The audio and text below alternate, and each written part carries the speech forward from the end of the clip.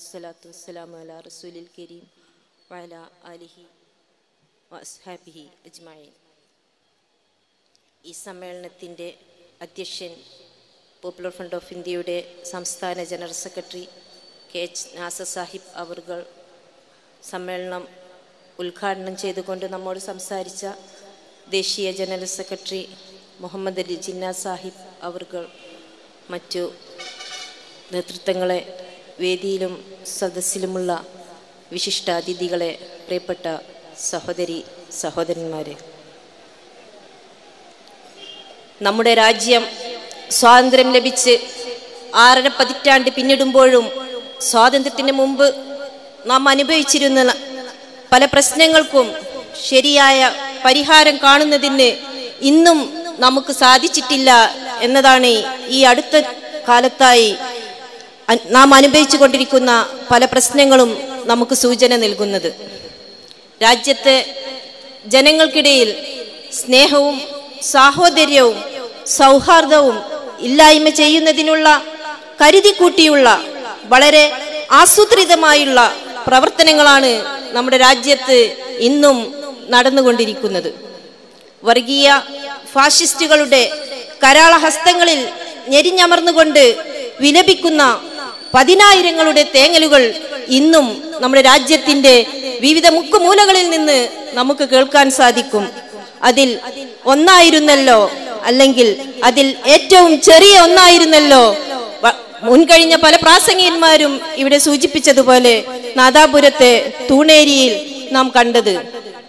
ഉത്തരേന്ത്യയിലെ നഗരങ്ങളിലെ അല്ലെങ്കിൽ ഉത്തരേന്ത്യയിലെ ഗ്രാമങ്ങളിലെ വിദ്യാഭ്യാസമില്ലാത്ത, വ്യക്തമായ രാഷ്ട്രീയ കാഴ്ചപ്പാടില്ലാത്ത, നിലപാടുകളില്ലാത്ത ഒരു സമൂഹത്തിന്റെ ഇടയിലല്ല അത് സംഭവിച്ചത്.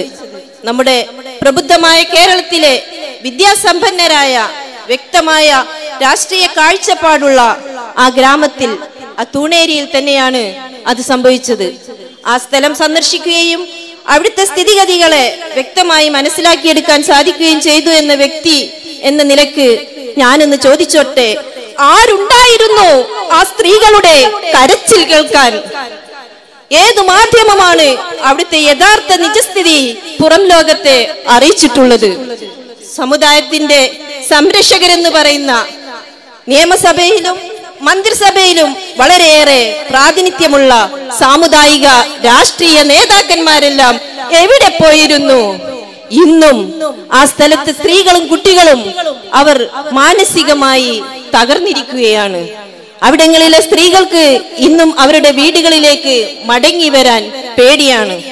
ഏതൊരു കലാപത്തിന്റെയും അന്തിമൈരകൾ സ്ത്രീകളും കുട്ടികളുമാണെന്നിരിക്കെ അവിടുത്തെ കുട്ടികളിൽ ഇന്ന് അപരിചിതരെ കണ്ടാൽ പോലും സംസാരിക്കാൻ ഭയപ്പെടുകയാണ്.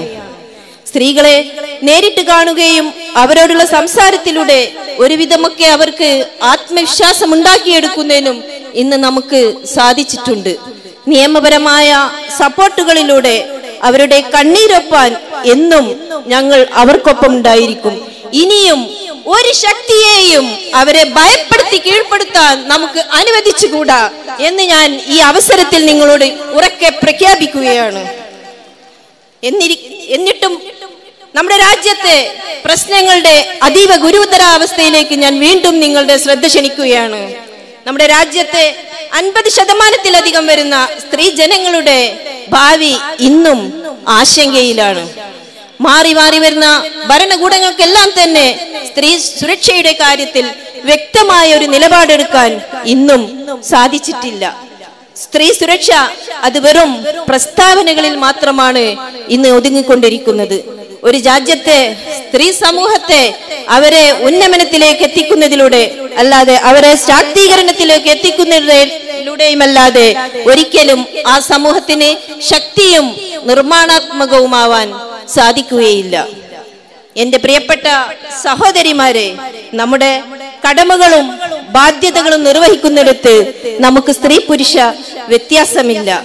ഈ വൻ ജനാവലിയെ സാക്ഷി നിർത്തിക്കൊണ്ട് നമുക്ക് പറയാൻ സാധിക്കണം, ഈ രാജ്യത്തിന്റെ പുനർനിർമ്മിതിയിൽ എന്റെ പങ്ക് നിർവഹിക്കുന്നിടത്ത് എനിക്ക് ലിംഗവ്യത്യാസം അതൊരു തടസ്സമാവുക തന്നെയില്ല എന്ന്.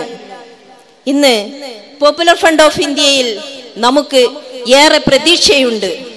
രാജ്യത്തിന്റെ ഭരണകൂടം നമ്മുടെ രാജ്യത്തെ തകർക്കാൻ അവിശുദ്ധ കൂട്ടുകെട്ടുകൾ കൂടിക്കൊണ്ട് ആസൂത്രണങ്ങൾ നടത്തിക്കൊണ്ടിരിക്കുമ്പോൾ ചെയ്യുന്നത് തെറ്റാണെന്ന് ഉറക്കെ പ്രഖ്യാപിക്കാൻ, അല്ലെങ്കിൽ ഭരണകൂടത്തിനെതിരെ വിരൽ ചൂണ്ടാൻ ശക്തിയുള്ള, തന്റേടമുള്ള, ആർജവമുള്ള ഒരേ ഒരു പ്രസ്ഥാനം അത് പോപ്പുലർ ഫ്രണ്ട് ഓഫ് ഇന്ത്യ മാത്രമാണ്.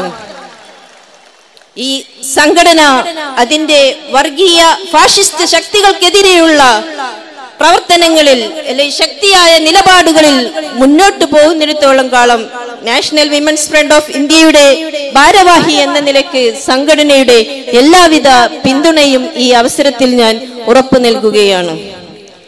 ഫാഷിസ്റ്റ് വർഗീയതക്കെതിരെ ഒരു മാസക്കാലമായി നടത്തിയ മൗനം അപകടം എന്ന ജാഗ്രതാ ക്യാമ്പയിനിൽ അണിനിരന്നുകൊണ്ട് യൂണിറ്റി മാർച്ചിൽ അണിനിരന്ന പോപ്പുലർ ഫ്രണ്ട് ഓഫ് ഇന്ത്യയുടെ എല്ലാ കേഡറ്റുകൾക്കും ഈ അവസരത്തിൽ ഞാൻ അഭിവാദ്യം അർപ്പിച്ചുകൊള്ളുകയാണ്. നമ്മുടെ എല്ലാ പ്രവർത്തനങ്ങൾക്കും സർവശക്തൻ അർഹമായ പ്രതിഫലം നൽകിക്കൊണ്ട് അവന്റെ ഇരുഭവനങ്ങളിലും നമ്മളെ ഒരുമിച്ച് കൂട്ടട്ടെ എന്ന പ്രാർത്ഥനയോടെ ആഖിറു ദഅവാന അനിൽ ഹംദുലില്ലാഹി റബ്ബിൽ ആലമീൻ. അസ്സലാമു അലൈക്കും വറഹ്മത്തുള്ളാഹി വബറകാതുഹു.